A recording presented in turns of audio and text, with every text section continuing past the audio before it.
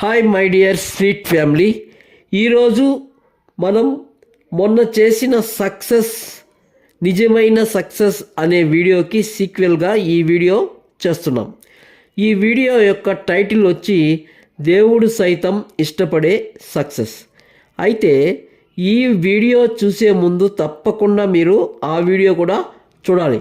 అప్పుడే మీకు సక్సెస్లో ఉన్న పరిపూర్ణమైన తత్వం అనేది బోధపడుతుంది. ఇన్ని రోజులు మనం సక్సెస్ అంటే ఒక కోణంలోనే ఆలోచించాం. అసలైన కోణాన్ని వదిలేసాం. ఏం వదిలేసామో ఏం ఆలోచించామో ఆ వీడియోలో చాలా చక్కగా విశ్లేషించుకున్నాం. అందుకే ఈ వీడియో చూసే ముందు ఆ వీడియో చూడమని ప్రాధేయపడుతున్నాం.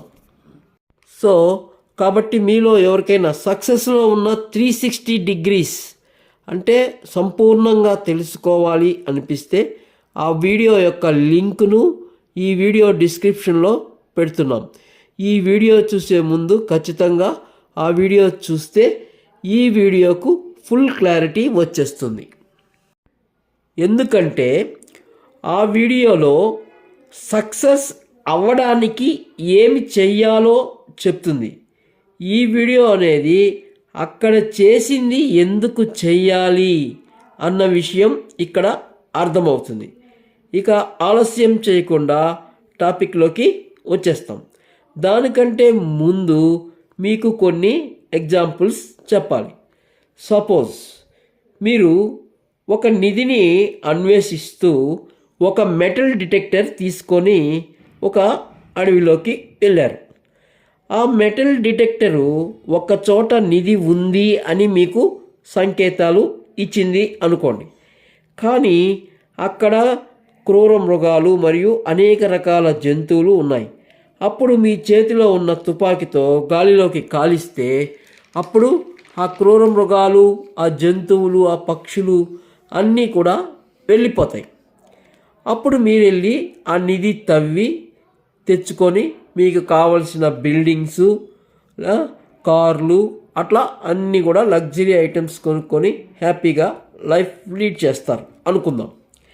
ఇక్కడ మనం ఆలోచించాల్సింది, మనకు ముందు అక్కడ ఎన్నో జంతువులు, పక్షులు ఉన్నాయి కదా, మరి అవి ఎందుకు అక్కడ ఉన్నది నిధి, దాది చాలా విలువైనది, జాగ్రత్త చేసుకో అని ఎందుకు జాగ్రత్త చేసుకోవు? ఒక్కసారి ఆలోచించండి.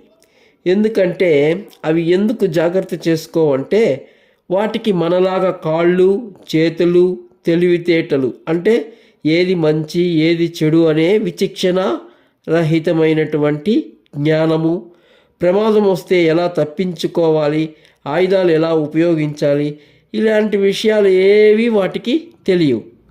ఆ నిధి ఎందుకు పనికొస్తుంది, వాటితో ఏమి ఉపయోగాలు ఉంటాయి, ఆ నిధిని తీసుకొని ఏం చేయాలి అన్న విషయం కూడా వాటికి తెలియదు. వాటికి తెలిసిందల్లా ఒకటే, తినడం, పడుకోవడం. అంతకు మించి వాటికి ఇంకేమీ తెలియదు, ఇంకేమీ అవసరం కూడా లేదు. మనము ఇక్కడ ఆలోచించాల్సిన విషయము ఒకటి ఉంది. అదేంటంటే సకల కోటి జీవచరాశులకు ఇవ్వని పవర్సు, ఏది మంచి ఏది చెడు అని తెలుసుకునే విచక్షణ జ్ఞానము మనకు మాత్రమే ఎందుకు ఇచ్చాడు ఆ భగవంతుడు అనే పాయింట్ మనం ఇక్కడ ఖచ్చితంగా తెలుసుకోవాలి. కోణంలో ఎప్పుడైనా ఆలోచించారా? లేదు, ఆలోచించలేదు. ఇప్పుడు ఆ విధంగా ఆలోచించాల్సిన అవసరం కూడా లేదు. ఎందుకంటే మీరు నా స్వీట్ ఫ్యామిలీలో ఒక మెంబర్ కాబట్టి మీకు అన్నీ నేను రెడీ టు ఈట్ అన్నట్టు సిద్ధపరచడానికి నేనున్నాను కదా. అందుకే మరి మీకు అలా ఇప్పుడు ఆలోచించాల్సిన అవసరం లేదు. మరి ఈ యొక్క సృష్టి యొక్క రహస్యము ఇప్పుడు చెప్తాను, వినండి. ప్రతి జీవి 13 జన్మలు ఎత్తినాక తర్వాత 14వ జన్మగా మానవ జన్మ అనేది ఎత్తుతారు.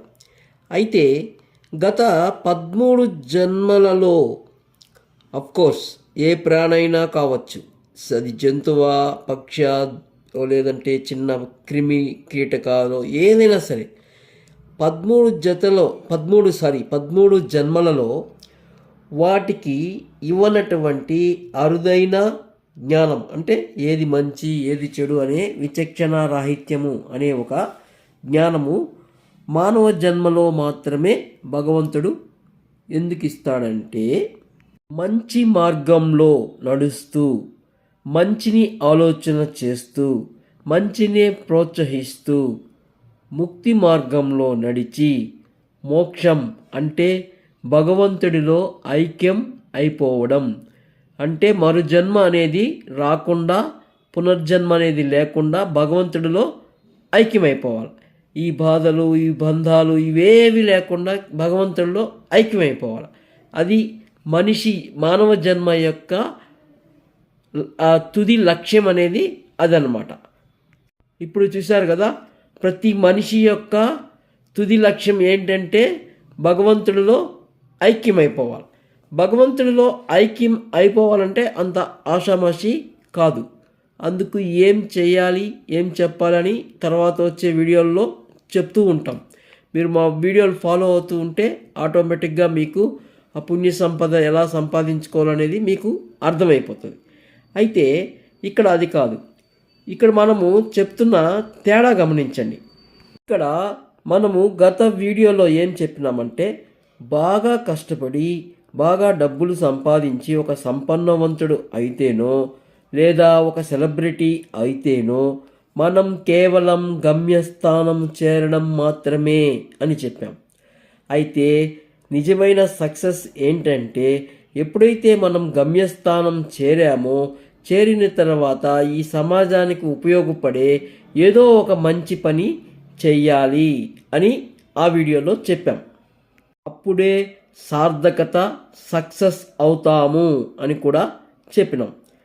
అయితే ఈ వీడియోలో అప్పుడు చేసిన ఏదో ఒక మంచి ఎందుకు చెయ్యాలి అనేది ఇక్కడ మీకు అర్థమై ఉంటుంది. ఎందుకు చెయ్యాలి? మానవ జన్మ ఇచ్చింది ఎందుకు? భగవంతుడిలో ఐక్యమవడానికి. ఐక్యమవ్వాలంటే మనం ఏం చేయాలి? పుణ్య సంపద సంపాదించుకోవాలి.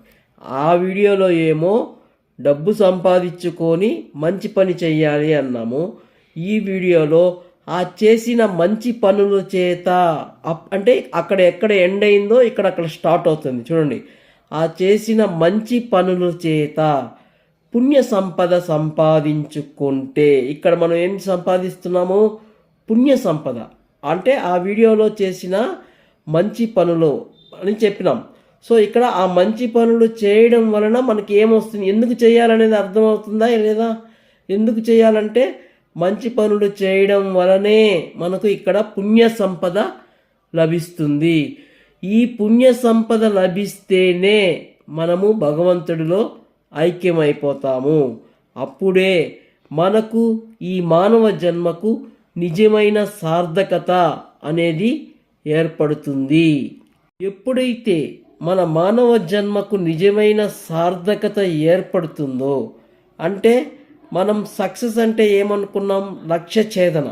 సో ఇక్కడ లక్ష్యం ఏముంది? భగవంతుడిలో ఐక్యమైపోవడం. సో ఐక్యమైపోవడం అనే లక్ష్యాన్ని ఎప్పుడైతే ఛేదిస్తామో మన జన్మకు పరిపూర్ణకమైన సార్థకత అనేది లభిస్తుంది.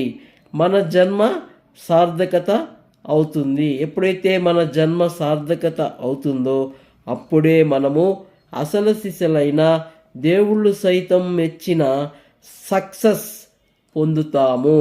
ఇప్పుడు అర్థమైందా మీకు? అక్కడుండే సక్సెస్కి ఇక్కడుండే సక్సెస్కి గల తేడా. మరి భగవంతుడు సైతం మెచ్చే సక్సెస్ ఏంటో అనేది ఇప్పుడు మీకు అర్థమైంది కదా.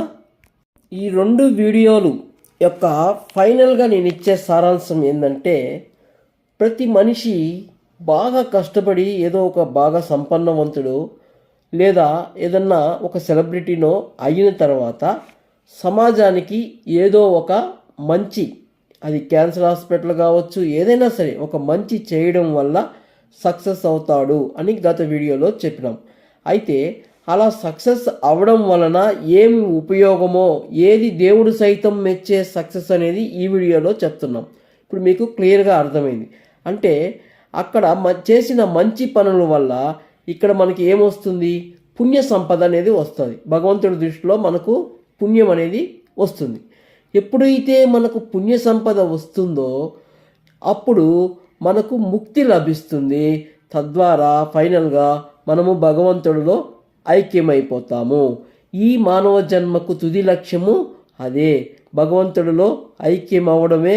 ప్రతి మనిషికి, మీకు కావచ్చు, నాకు కావచ్చు, ఎవరికైనా, మనిషి అనే పుట్టిన ప్రతి ఒక్కరికి తుది లక్ష్యము ఏంటంటే భగవంతుడిలో ఐక్యం అవ్వడము.